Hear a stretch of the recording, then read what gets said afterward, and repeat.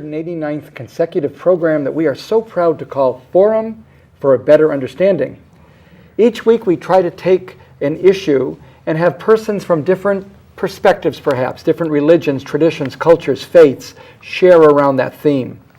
But sometimes we don't have to dig too deeply, we just have to get people from across the country.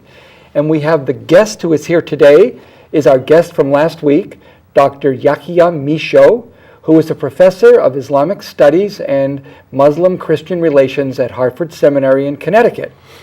But as if that weren't enough, we have one of his future students with us today, who happens to be Kamal Abu Shamsieh, who is, as everyone knows, the Executive Director of the Islamic Cultural Center right here in Fresno. I'm so glad that we can pick up Kamal with Dr. Michot, the themes that he started last week on, and let you be able to share the excitement of being at the seminary, where right now Dr. Michot is serving on faculty since September of 2008. I wonder if Dr. Michot could just begin by giving us a little insight for those that weren't here last week, just a capsule of yourself and your Islamic scholarship. I was born in Belgium. I had the luck to be able to study Arabic, and I lived in Egypt. I became a Muslim. Then I taught in Louvain, then Oxford, and I have come this side of the Atlantic 2 years ago. I specialize in Islamic studies and theology and philosophy, the classical period. And there are two great thinkers I like working about. One is a philosopher, Avicenna, who died in 1037, and the other one is a theologian who died in 1328. We are so glad that last week's program, when you were able to share with us the depths of these classical writers who, after 700 years or 1,000 years, are still important not only to Islam, but to all of us. Kamal, could you give us a little reminder of the work at the center, but also how that even inclined you to decide to take a graduate program at the prestigious Hartford Seminary? Well, Jim, the Islamic Center is a welcoming congregation, and all of its programs are geared towards understanding in the community the development of our Islamic faith and giving the opportunity for Muslims to live as contributing citizens here in the community where we live. The bulk of my work is development of the dialogue, whether be it intra-faith, Muslim-Muslim dialogue, or interfaith. So being at Hartford Seminary as the only graduate program that produces Muslim leaders who are geared toward interfaith relations, it's a right fit and mix within what I do in at the Islamic Center on a daily basis.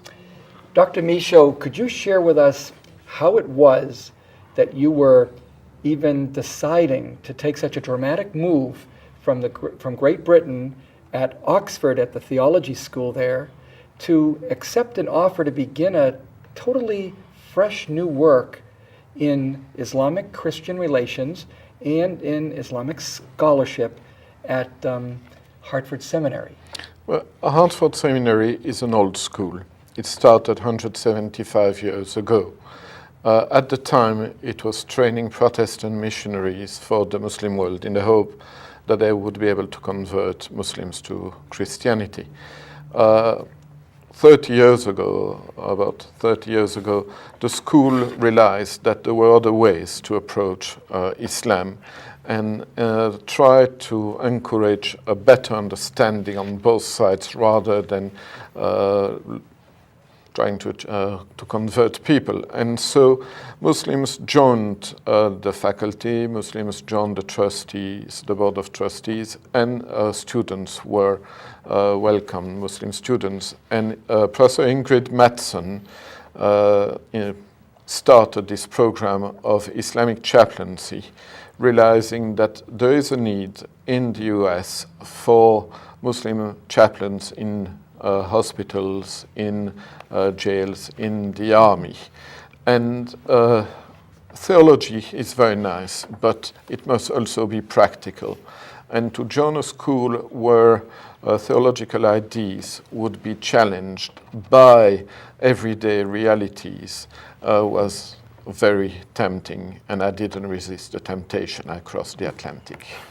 We're so glad you did that, because here when you come to this wonderful school, the McDonald Center for the Study of Islam and Christian-Muslim Relations, you're sharing with us all that you did at the Louvain and in Oxford and in so many other intellectual pursuits. Your resume includes so much dealings with international conferences, that you are not a person who just writes wonderful books, 17, but also is attending and presenting and delivering papers all over the world. So we're just blessed that you're here. It's now, a pleasure. What we do have that we might be able to focus on a little is the faculty at this wonderful school. We see a picture of Ingrid, we see a picture of Yahya. Tell us about the faculty you've joined and how important that's been for you. Just imagine that you have non-Muslim Christian professors and Muslim professors realizing that there are so many things to be done together. And the same thing for the students. What is very typical of Hartford is that our international students, or those who come from other states than Connecticut, are forced to live together, share accommodations. Muslims and non-Muslim students together in the same house, having to eat together and to study together. And you realize there that they very quickly start asking each other the most difficult questions, and sometimes rediscover or deepen their faith thanks to this interaction with those who do not share it. And we have the most fantastic faculty. We have wonderful students. Speaking of which, tell us how it's been for you to join this international community. I have been at Hartford for 1 year, visiting and studying online at the same time. The Muslim body at the seminary is 22%. It's the largest program in the nation, and the only program in the nation that produces Muslim leaders who are part of a seminary graduate school. Up till that time, Muslims used to depend on seminaries elsewhere, like in Egypt, in Iran, Pakistan, Iraq, Saudi Arabia, but now we have it right here in our Connecticut. The professors that I was exposed to are also diverse as well, from Dr. Mahmoud Ayub, who's a scholar of Shiite Islam, to Dr. Michot, who's a scholar of Sunni Islam. Our dean, with his Pentecostal background, teaching at an interfaith institution, all dedicated to future justice, providing liberation theology mixed with authentic sources and how to wrestle with the text in a scholarly way. What has been so far, Dr. Michot, of the many courses and things you've been able to do in this year and a half, maybe the highlight academically for you and professionally so far? In every course, you will have wonderful interaction with the students.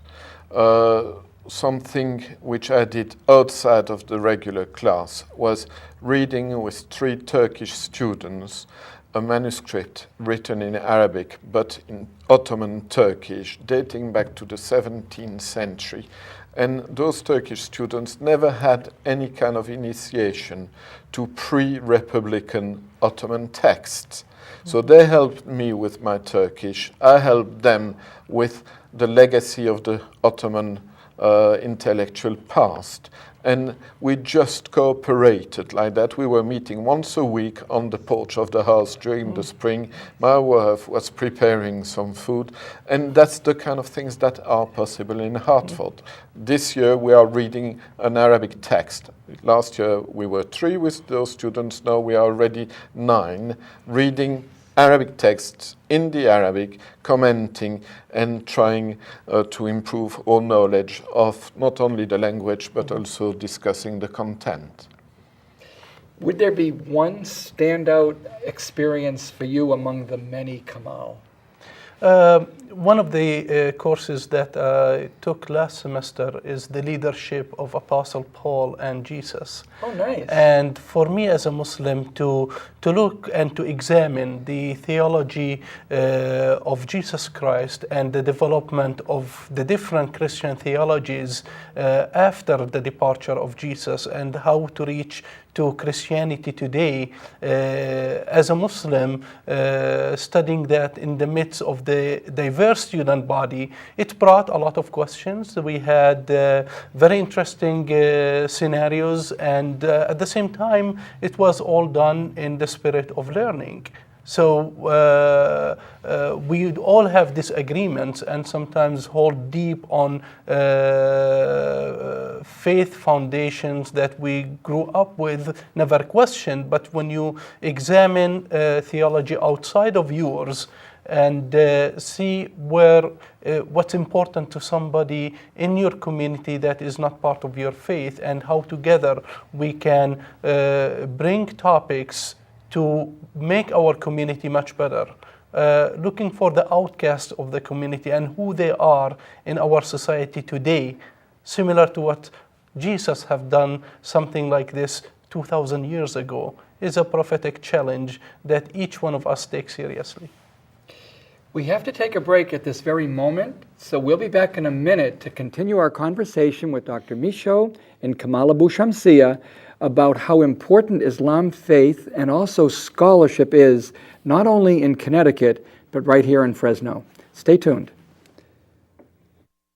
For over 25 years, KNXT has been serving the people of the San Joaquin Valley with good family television that's just not available anywhere else. It's important for you, the viewer, to help support this valuable tool of ministry. KNXT needs to continue to grow and bring you important programming about your faith. But sometimes it's hard to stop and find the time. Make it easy. Go to knxt.tv and find out how easy it is to support your Catholic television station, KNXT TV. Hello again, and welcome to the second part of our continuing conversation with Dr. Yahya Michot and Kamal Abu Shamsieh, who are sharing with us the importance of what our Interfaith Scholar Weekend is every year in Fresno, when we bring a great, important person who is involved in scholarship that impacts on interfaith dialogue. Our guest this year in February was Dr. Michot, and it was because of Kamal Abu Shamsieh, who is a student at the seminary where Dr. Michot teaches, that he was able to come. Speaking of your training, Kamal, that is amazing to me that someone with all that you've already done before, that you would dedicate yourself to go to school for a further graduate degree. Tell us about that chaplaincy program that is one thing you know is a very important part of the formation at school. The chaplaincy program is a natural program within the non-Muslim faiths. In Christianity, in Judaism, it has a long way of establishing chaplaincy. Within the Muslim faith, it's a pretty new field that Muslims are starting to invest more time. Most of the chaplaincy work that Muslims did was in prisons. Today we are establishing new fields in hospitals and on colleges and in the different branches of the armed forces. In Fresno here with the Islamic chaplaincy, we're offering the different hospitals our services that we will visit every single Muslim patient who is admitted. And the visit is not a social visit. It's a part of spiritual healing. It's spiritual assessment of the patient and offering our resources to the patient and their families. So the formation or the program that I'm being offered at Hartford Seminary fits well the needs of our community here in Fresno. So are you the one representative from the community now that is in the program? And what Are there other chaplains able to be trained in other ways for the great needs of the community? As part of my training, I had my clinical pastoral education at Stanford Hospital in Palo Alto, and now I can serve as a chaplain in various hospitals and fields whenever a chaplain is needed. Also, I train future chaplains and develop a base of volunteers who will be serving the needs of the community as well. Our goal is to have the community be aware of what are, or be knowledgeable of what is chaplaincy is all about, utilize the services of a chaplain, whether be it Muslim or not, because when we visit patients, we visit every patient, not only a Muslim, but also we educate about the needs of the Muslim patient and their families. Dr. Michot, is there another program at the seminary beyond the chaplaincy one that you are really finding it's different, it's refreshing, it's something that even at the Louvain, even at Oxford, they didn't have that program yet? Is there something that there is a further step forward that you're seeing at the seminary? The program of Islamic Studies itself, which is not exactly the same as the chaplaincy program, makes us focus on practical implementation of what we teach. How can the theology that we try to develop, how can our Islamic studies be directly useful in the society in which we live? And all students are very demanding. It's not a place for pure high-flying academic research. No, we have to keep our feet on the ground. The knowledge that we try to share must be directly useful, and that's a challenge because it's exactly what the society needs, I think. And the fact that we receive so many demands from institutions around the country, we could produce far more chaplains and other persons knowing a little bit more in Islamic studies that would be directly useful to the country. And I can only suggest that more young or older people join Hartford Seminary. They will learn a lot, and it is a way to be very useful to their communities, whatever the background they come from. And I can testify to that. Dr. Michot is a demanding professor, and it's a lot of work. And it's when you take a course with Dr. Michot, definitely it galvanizes the knowledge that can be used in a practical way, is an evidence of the kind of assignments that we do. I take also elective classes at the Mennonite Biblical Seminary here, and it brings another aspect of the community and the work in an interfaith institution versus one denominational institution. You can see the difference between the two. What would be the biggest thing that you know you've brought back besides the chaplaincy formation that winds up making you a trainer of future chaplains? Is there something else, Kamal, that you obviously would say, I'm going to change in something I do at the center based on my knowledge, my training, my direction from the faculty at Hartford? Working advocacy, for example, by itself does not, you don't get that scholarly work the way you, when you study in an interfaith institution like Hartford Seminary, not just the text, it's a way of life. As Dr. Michot mentioned, you live with other students. I live with an African American family when I go to Hartford, and you connect with the people day in and day out. And when we discuss the theology and the formation of a Muslim leader, we have within the Muslim community, it's not a monolithic community, so we have our own various opinions, and the same thing applies to our relations with our multi-faith students as well. So the scholarly work that we do at the Hartford Seminary is within what we do here in Fresno. We're not going to change what we're doing, but we're adding to what we have been doing so far. For sure. A final question about the seminary, Professor. Is there obviously an expectation that you have as to the goal of everything you do with your students? Is there some expectation on them that you would like us to know this is why one is a student? You as a professor and as a scholar and a researcher, what do you think the first goal of a student is? He must learn more about his own tradition, realize how rich every religion is, beyond what can be said in the media about this religion. He must also be ready to recognize that between the various religions on this planet, there are so many similarities. There are things about which we do not disagree, we do not agree. But there are so many other things about which we say the same things in different ways.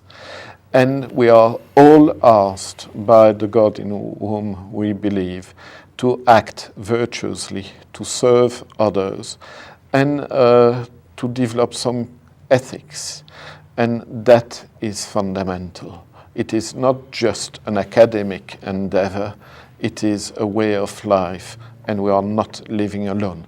Even as a Muslim, we do not say, I'm a Muslim. In the Quran, we are told that we should say, Ana min al-Muslimin, I'm one among the Muslims, which means that you are never really alone. And the Muslims are not alone on this planet. There are so many other believers of different faiths, and the believers in all those different faiths are not alone. They are all children of Adam with other who are not believers. And it's one same common destiny for all the inhabitants of this planet. And there is work for everybody according to our different faiths. What is so exciting about the Interfaith Scholar Weekend is that we locate our presenter, our scholar, in usually at least 3 different settings. So during your weekend, you were able to be obviously at the Islamic Cultural Center of Fresno, you were at the Temple Beth Israel, and you were at the Unitarian Universalist Church. Now on that Sunday morning, the sermon that you gave, first time giving a sermon, he says, was entitled The Way, Sharia, Ethics, Love, and Mystical Praxis.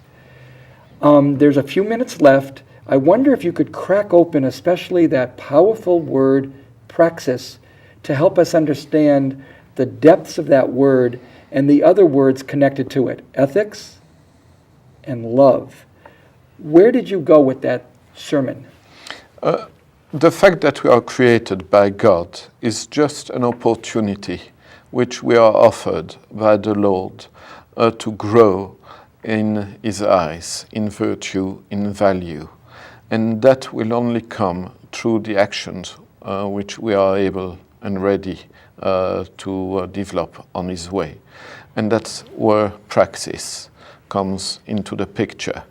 At the end of the day, God is not interested in who we say or claim we are. We have, He wants value for money in some way. If He created us, He wants some revenue of that creation.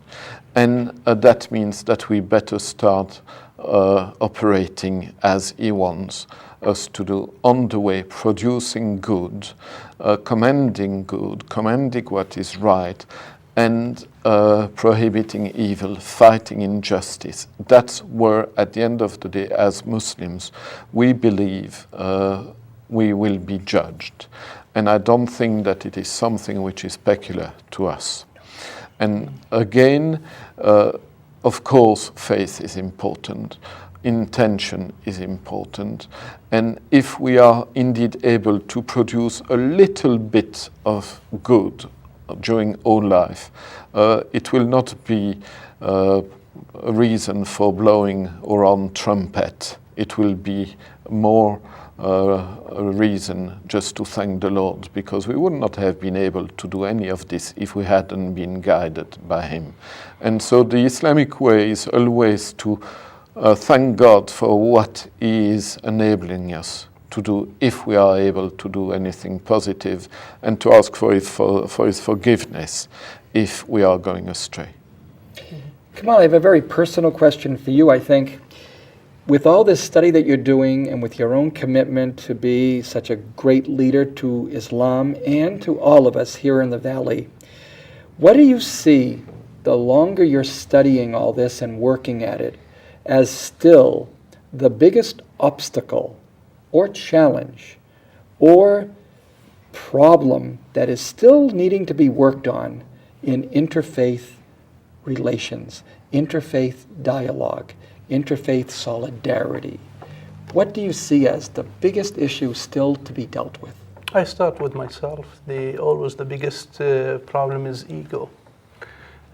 We all, and I start with myself, need a dose of humbleness, compassion with others, and while we seek forgiveness, to repent at the same time, recognize that we are the needy ones in need of the Lord, the divine. And when we acknowledge our shortcomings, it's who we ask for forgiveness from is the most important than anything else.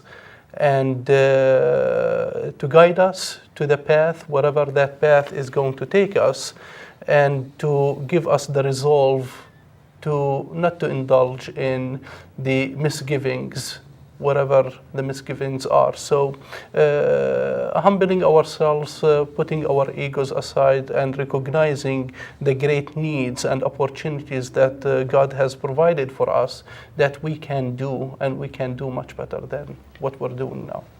Well, I want to thank our two guests who have definitely, in different ways, put their egos aside to be on this panel today. Dr. Yahya Michot, all the way from Hartford, Connecticut, by way of Oxford, by way of Belgium, and Kamal Abu Shamsieh, all the way from Fresno, by way of Palestine. We want to wish all of you who are watching the hope that you will be doing what we were asking you to do. Put aside ego, and thank you very much. We'll be back next week.